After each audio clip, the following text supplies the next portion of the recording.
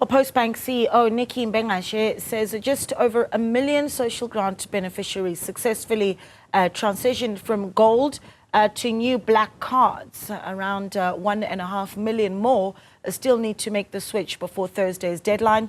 Newzroom Afrika's Nqobile Madlala reports. There are 19 million Sassa beneficiaries in South Africa, and about 2.6 million receive their grants from Postbank. Recently, an announcement by Postbank stated that beneficiaries must move from the gold card to the black card by March 20th.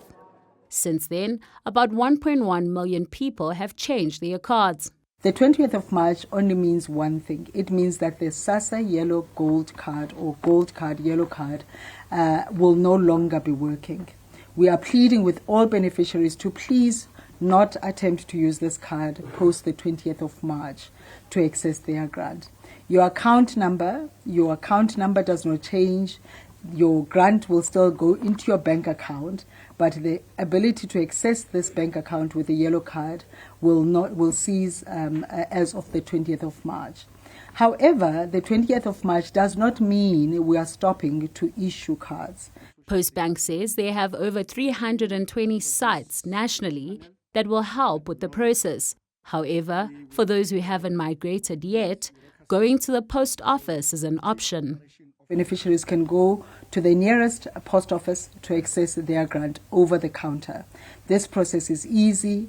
All that you need to come and access your grant over the counter is your ID document. You need nothing else. The migration is security related. This is an improvement in terms of security, compliance, as it happens with everyone when everyone's card has an expiry date. All that needs to happen is that we are upgrading the card, and that is what's happening to protect the beneficiaries' money. The two state entities say there is no need for people to sound the alarm. There won't be any beneficiary who will not receive the payment. This is the commitment we are making as the two entities. Postbank has acknowledged that the move from gold cards to black cards have come with a lot of criticism in terms of how it was handled. The entity says the beneficiaries were not adequately informed of the imminent change.